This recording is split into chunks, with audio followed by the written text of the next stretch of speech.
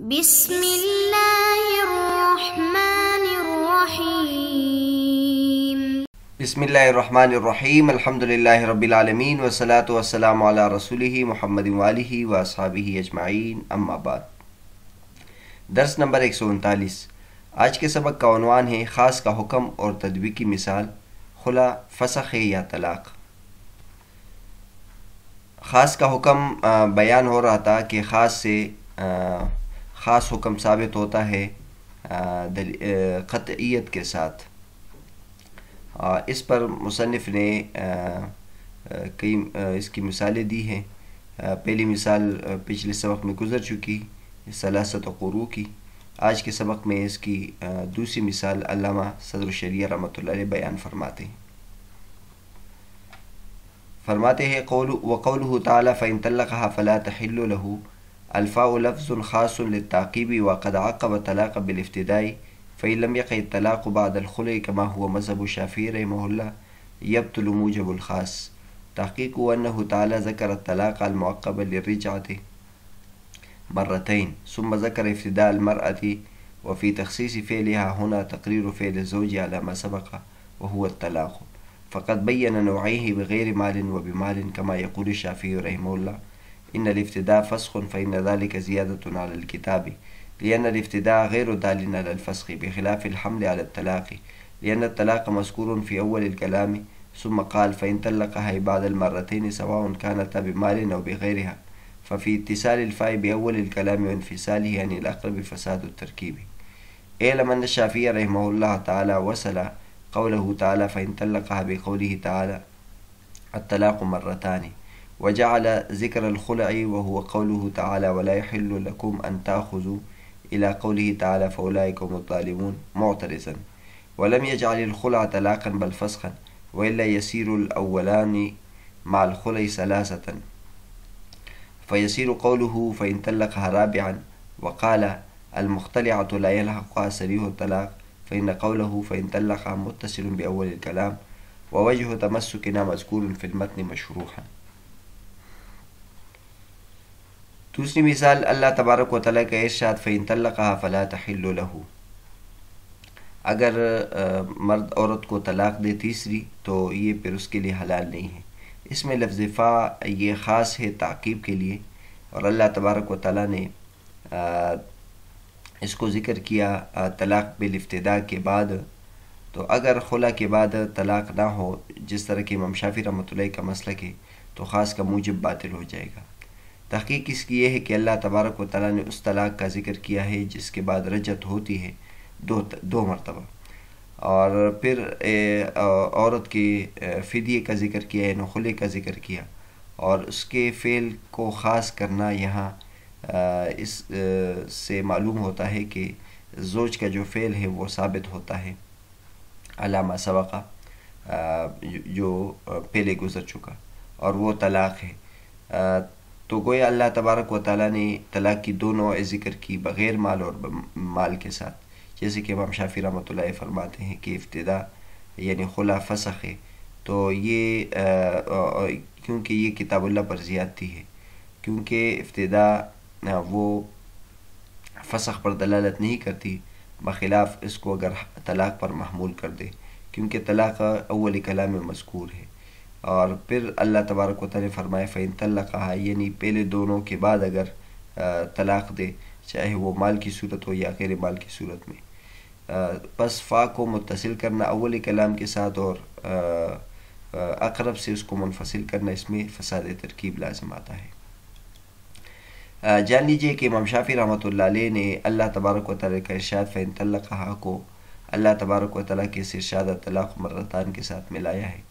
اور خلا کا ذکر جو اللہ تبارک و تعالیٰ نے اس آیت میں ذکر کیا وَلَا يَحِلُّ لَكُمْ أَن تَأْخُذُوا إِلَىٰ قَوْلِهِ تَعَالَىٰ فَأُولَٰئِكَ هُمُ الظَّالِمُونَ، اس کو جملہ معترضہ بنایا ہے، اور خلا کو طلاق نہیں بنایا بلکہ فسخ بنایا ہے، ورنہ پہلے دو خلا کے ساتھ تین ہو جائیں گی، اور پھر اللہ تبارک و تعالیٰ کا ارشاد فإن طلقها یہ چوتھی ہو جائے گی۔ اور امام شافعی رحمۃ اللہ فرماتے ہیں کہ مختلعہ خلا والی عورت کو صریح طلاق ملحق نہیں ہوتی، کیونکہ اس کا قول فإن طلقها یہ متصل اول کلام کے ساتھ، اور ہماری جو دلیل ہے وہ متن میں تفصیل کے ساتھ مذکور ہے۔ پہلے مسئلہ بیان کرتے ہیں اور پھر اس سے کیسے استدلال کرتے ہیں فریقین وہ بیان کرتے ہیں۔ تو اس میں اختلاف ہے کہ خلا فسخ ہے یا طلاق ہے، یعنی اگر عورت مرد سے خلا لے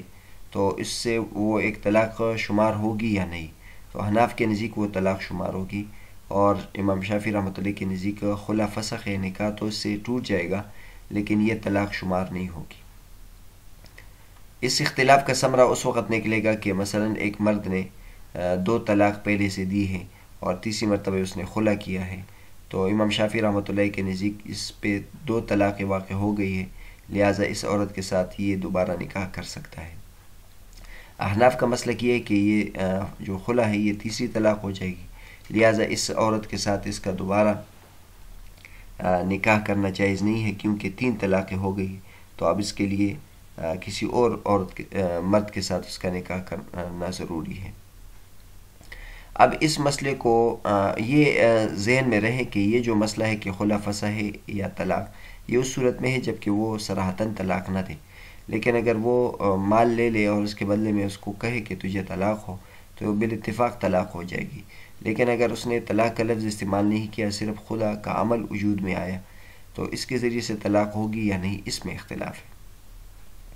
اب اس کی دلیل کیا ہے کہ خلا فسخ ہے یا طلاق ہے؟ تو یہ دونوں حضرات یعنی امام شافعی رحمۃ اللہ، امام مالک رحمۃ اللہ قرآن مجید کی اس آیت سے استدلال کرتے ہیں جس میں طلاق کا ذکر ہے۔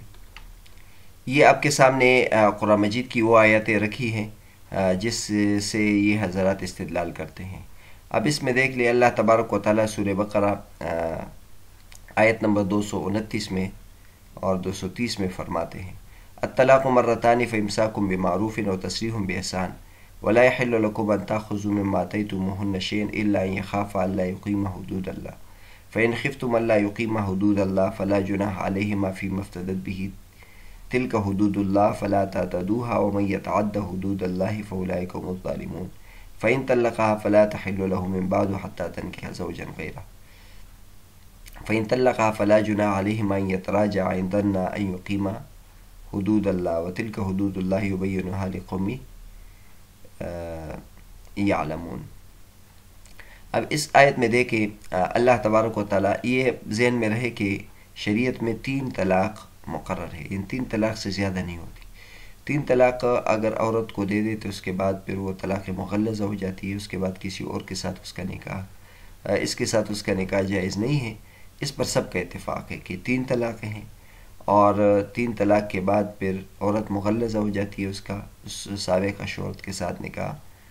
جائز نہیں ہے جب تک کہ وہ کسی اور کے ساتھ نکاح نہ کرے، اور اس سے طلاق کے بعد پھر وہ سابقہ اور مرد کے ساتھ نکاح کر سکتی ہے۔ اللہ تبارک و تعالیٰ نے پہلے 2 طلاقوں کا ذکر کیا، اور یہ بھی آپ کے ذہن میں رہے کہ پہلے جو 2 طلاق ہوتے ہیں اس کے بعد بغیر نکاح کے یہ رجوع کر سکتا ہے، تو جس کو طلاق رجعی کہتے ہیں۔ تو اللہ تبارک و تعالیٰ نے پہلے 2 طلاق کا ذکر کیا، الطلاق مرتان، 2 مرتبہ طلاق، تو اس کا حکم یہ ذکر کیا فامساک بمعروف او تسریح باحسان، یا تو آپ رجوع کر دیں اور یا پھر اس کو چھوڑنے کا فیصلہ کر دیں۔ پھر تیسرے طلاق کا ذکر اللہ تبارک و تعالیٰ نے فإن طلقها سے کیا ہے آگے، فإن طلقها، اگر تیسری طلاق بھی دی دے تو پھر اس کے لیے یہ حلال نہیں ہے۔ لیکن اس 2 طلاقوں اور اس تیسرے طلاق کے بیچ میں اللہ تبارک و تعالیٰ نے خلا کے مسائل ذکر کیے، اور وہ یہ ہے کہ مرد کے لیے یہ قرار دیا کہ اگر تم نے جو مہر دیا ہے تمہارے لیے حلال نہیں ہے کہ تم اس کے بدلے میں اس کو طلاق دو اور اس کے ساتھ خلا کرو، لیکن یہ اس وقت ہے جب کہ اس مال لیے بغیر چارہ کار نہ ہو، چارہ کار ہو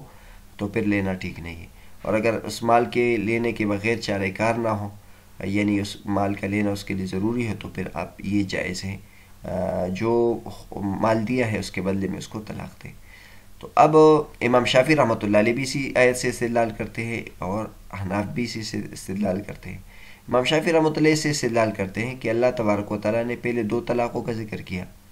بیچ میں خلا کا ذکر کیا، تو اب بیچ میں جو خلا کا ذکر کیا یہ اگر طلاق اس کو بھی شمار کر دے تو آگے تیسری طلاق اور آ رہی ہے فإن طلقها، تو یہ تو پھر 4 طلاق ہو جائے گی۔ تو اس طرح امام شافعی رحمۃ اللہ علیہ فرماتے کہ جو خلا ہے وہ طلاق نہیں ہے۔ لیکن احناف اسی آیت سے یہ استدلال کرتے ہیں کہ یہاں خلا بھی طلاق ہے اور تیسری طلاق پھر یہاں سے ذکر کی گئی ہے۔ احناف کا استدلال اس طرح ہے کہ اللہ تبارک و تعالیٰ نے پہلے 2 طلاقوں کا ذکر کیا ہے، پھر پہلے 2 طلاقوں میں 2 قسمیں بیان کر دی، ایک طلاق بمالن ہے اور ایک طلاق بغیر مالن۔ ایک وہ طلاق ہے جو مال کے بدلے میں ہو اور ایک وہ طلاق جو مال کے بدلے میں نہ ہو۔ پھر اللہ تبارک و تعالیٰ نے ان 2 طلاقوں کے بعد تیسری طلاق کا ذکر کیا ہے۔ تو اب یہ کہنا کہ اوپر جو خلا ہے یہ طلاق نہیں ہے، یہ اب امام شافعی رحمۃ اللہ علیہ کا استدلال درست بنتا ہے یا احناف کا استدلال زیادہ درست بنتا ہے؟ تو احناف اپنے اس مسلک کے لیے کہ یہاں خلا کو بھی طلاق سمجھنا چاہیے، اس کی وجہ یہ ہے کہ یہاں لفظ فا آیا ہے، فَإِن طلقا، تو اب فَإِن طلقا یہ تعقیب کا تقاضا کرتا ہے۔ تو اب امام شافعی رحمۃ اللہ تو اس طرح کرتے ہیں کہ اس فا کو الطلاق مرتان کے ساتھ منسلک کرتے ہیں، لیکن جو بیچ میں خلا کا ذکر اس کے ساتھ منسلک نہیں کرتے۔ تو حناف کہتے ہیں کہ اس میں فساد ترکیب ہے، کیونکہ فا یہ تعقیب مال وصل کے لیے آتی ہے، یعنی یہ اس کے ساتھ جو متصل ہو اس کے بعد آنے کا تقاضا کرتا ہے۔ تو جب فا آپ نے طلاق مرتان کے ساتھ تو اس کو منسلک کر دیا، لیکن جو خلا کا ذکر ہے اس کے بعد اس کے ساتھ آپ منسلک نہیں کر رہے، تو یہ درست نہیں ہے۔ تو اس طرح امام احناف کا استدلال تام ہو جاتا ہے۔ اب اس کے بعد ہم مصنف کی عبارت دیکھتے ہیں۔ مصنف فرماتے ہیں کہ اللہ تبارک و تعالیٰ کا ارشاد فَإِن طَلَّقَهَا فَلَا تَحِلُّ لَهُ، اس میں لفظ فا استعمال ہوا ہے، یہ لفظ خاص ہے، تعقیب کے لیے آتا ہے، اور اللہ تبارک و تعالیٰ نے اس کو طلاق بالافتداء کے بعد ذکر کیا ہے، یعنی خلا کے بعد ذکر کیا ہے۔ تو اگر خلا کے بعد طلاق نہ ہو، جیسے کہ امام شافعی رحمۃ اللہ کا مسلک ہے، تو خاص کا موجب بات ہو جائے گا، یعنی فا پر عمل نہیں رہے گا۔ اس کی تحقیقی بات یہ ہے کہ اللہ تبارک و تعالیٰ نے وہ طلاق جس کے بعد رجعت ہوتی ہے، اس کا 2 طلاقوں کا ذکر کیا، پھر اس کے بعد عورت کے خلا کا ذکر کر دیا، اور اس میں یہ جو فعل ہے، فعل کی نسبت عورت کی طرف کی ہے، فی مفتدت بھی، تو فی مفتدت بھی ذکر کرنے کا مطلب یہی ہے کہ فعل جو زوج کا فعل ہے وہ ثابت ہو گیا، یعنی اس کی طلاق واقع ہو گئی ہے، جس کی وجہ سے یہاں فدیہ دینا ہے اور وہ طلاق ہے۔ تو گویا اللہ تبارک و تعالیٰ نے 2 نوع ذکر کر دیا طلاق کی، بغیر مال اور مال کی، جیسے کہ امام شافعی رحمۃ اللہ فرماتے ہیں کہ یہ فدیہ جو ہے فسخ ہے، کیونکہ اس سے کتاب اللہ پر زیادتی لازم آ جائے گی، کیونکہ جو افتداء ہے یہ فسخ پر دلالت نہیں کرتا، اور اگر طلاق پر محمول کرتے تو طلاق پر محمول کر سکتے، کیونکہ طلاق اول کلام میں مذکور ہے۔ پھر اللہ تبارک و تعالیٰ نے فَإِن طَلَّقَهَا فرمایا، یعنی پہلے دونوں طلاقوں کے بعد، چاہے وہ مال کی صورت میں ہو یا غیر مال کی صورت میں، تو اب اس فا کو اول کلام کے ساتھ، یعنی فَإِن طَلَّقَهَا کے ساتھ تو متصل کرنا، اور جو فدیہ ہے اس کے ساتھ منفصل کرنا، اس میں فساد ترکیب لازم آتا ہے۔ یہاں عبارت لا کما یقول الشافعی رحمہ اللہ تعالی ہے۔ آگے فرماتے ہیں اعلم ان شافعی رحمہ اللہ وصل قولہ تعالی فإن طلقها بقولہ تعالی طلاق مرتان، امام شافعی رحمۃ اللہ علیہ نے اللہ تبارک و تعالیٰ کا ارشاد فإن طلقها کو الطلاق مرتان کے ساتھ ملایا ہے، اور خلا کا ذکر ولا یحل لکم ان تاخذوا سے لے کر فاولئکم الظالمین، اس کو جملہ معترضہ بنایا ہے، اور خلا کو طلاق قرار نہیں دیا بلکہ فسخ قرار دیا ہے۔ اور امام شافعی رحمۃ اللہ نے اس طرح کیا کہ اگر اس کو بھی طلاق شمار کیا جائے تو پھر پہلے دونوں اور خلا کے ساتھ یہ 3 ہو جائیں گی، اور فإن طلقها یہ 4 ہو جائے گی، یعنی امام شافعی رحمۃ اللہ کا طریقہ استدلال یہ ہے۔ اور امام شافعی رحمۃ اللہ یہ بھی فرماتے ہیں کہ جو خلا والی عورت ہے اس کو صریح طلاق ملحق بھی نہیں ہوتی،